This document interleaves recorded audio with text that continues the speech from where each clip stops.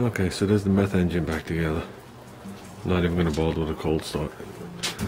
I'm not that worried about this thing right now. I'm not wasting my methanol on it. But we do got it back together. I'll seal it off, put it to the side like I did the 2-horse, and that's it. If you leave it together, you don't lose it. There's a 3-stage, 1, 2, and right there it steps up again. And then it's got the muffler on there, which is required by some racing. That's a pretty beefy pipe. So I haven't measured it, but that was pretty big. So, ball bearing case. Assuming it's a cast iron sleeve, I really don't know. Nor for the price do I care. So I'm gonna take a look at this. That's it, guys. It's a 2-horse. This is what I saw when I bent down to pick it up. First of all, the plug's missing out of it. When you get to the top of that center, forget about the knock from that. There's a definite knock inside the engine and it binds. I'm curious if something fell in there or if the cap broke off. Now, difference between a 2, 2.5 and a 3, 3.5. Most 2-horses have a small 5/8 shaft. Pick them up right away that way, looking at it.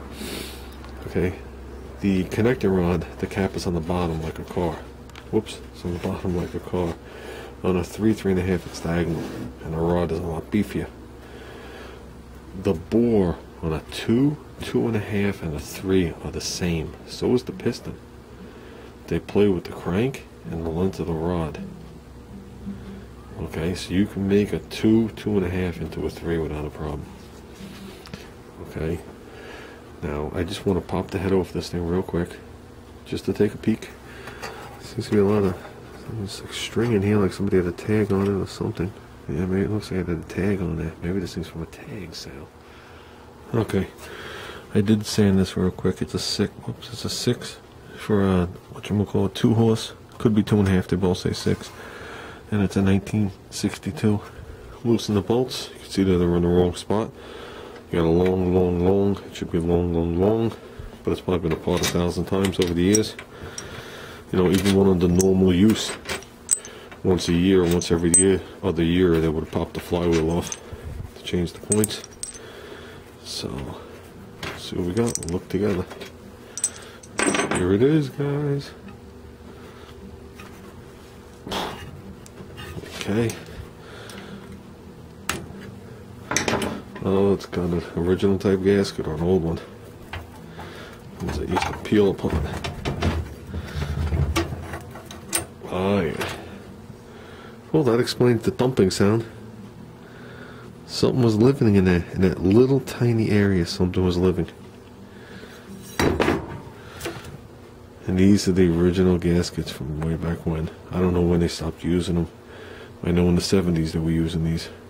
They're not they're metal perforated, but they're coated with something. Yeah, look at that. You don't even want to touch that shit.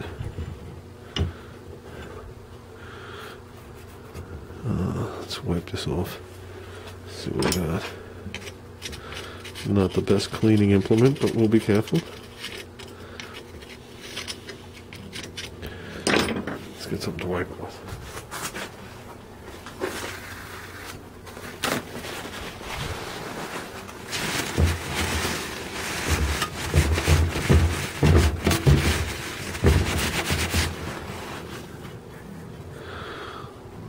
Looks like it has a steel sleeve.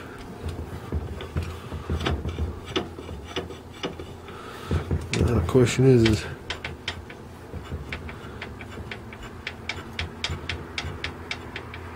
that just sounds like a valve lash.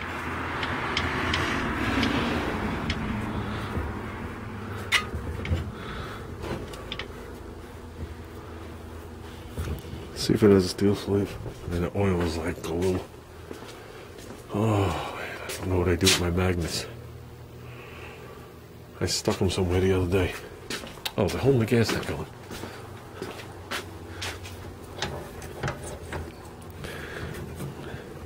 Yep, steel sleeve engine.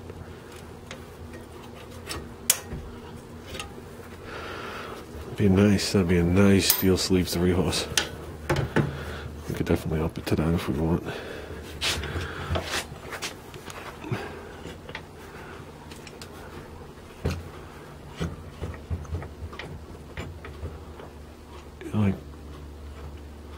grabs like it's on. That's what it feels like. It feels like it doesn't feel rusted. So it isn't rusted. The oil has gotten like glue. So.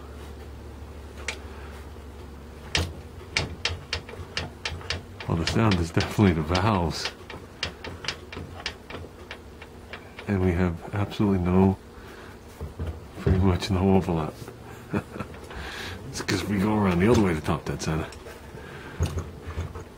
You just had the normal connector rod play, whatever it is, and no noise. Go back around once.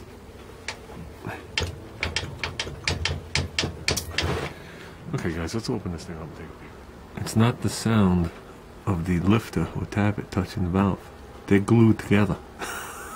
Sticky glue. That's the cam lobe hitting the tappet. So that's not even moving. Neither one of them.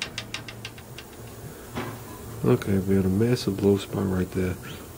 Pulled the valves, decked it, we're good. Made sure the piston's sitting on top. Gave it a very quick lap to make sure all the seats were clean. That's it, let's put this thing together. I'm going to use the other head that I cleaned that day. Don't want the fin with the nip in it. So I don't have to waste my time cleaning this other head. I'll clean that for a later project. So all the fins are intact. Use this for a good project. Okay guys, got that head on, put my finger over it, spun it by hand, compression, no spark. Can you guys see the tip of these points? Where are we? I don't even know where I'm pointing the camera. See the white growth coming off them? It looks like a science experiment on both of these. So I don't have a spare set of these. But those ones that converted to electronic ignition, this is what you had, guys. You had this cover over it, with the one wire sticking out. There's your condenser, and there are your points. On a normal car, the condenser would be separate with a wire running over to the contact points. So, let's see if they go up and down. Yeah, see, I didn't think so. They're not moving. That's not a good thing.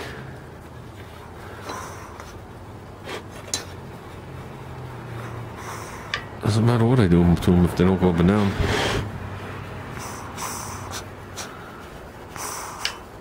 Why would that be?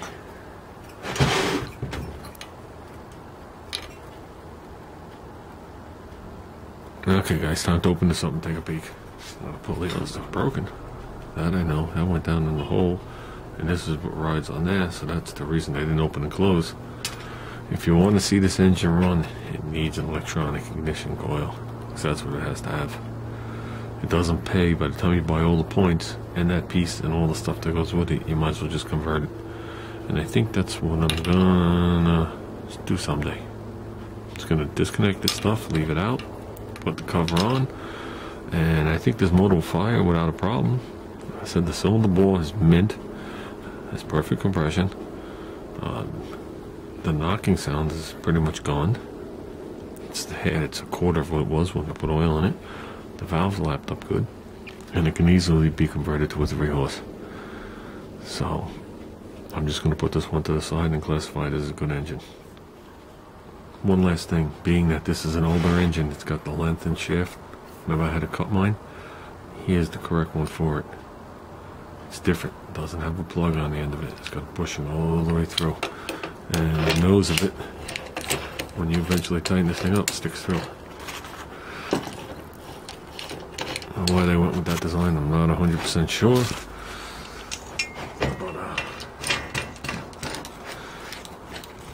But you can see before I tighten it, it's already sticking through here. So, like I said, why they went with that, they didn't go through it, I'm not sure, but that's what they did. Now you know. And this one's held together totally different. It's got one of those internal snap rings to get to the balls.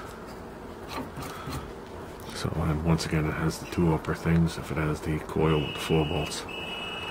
So, I think we'll get this baby to run. Right now, it's just, I think it's a good engine. Let's put it this.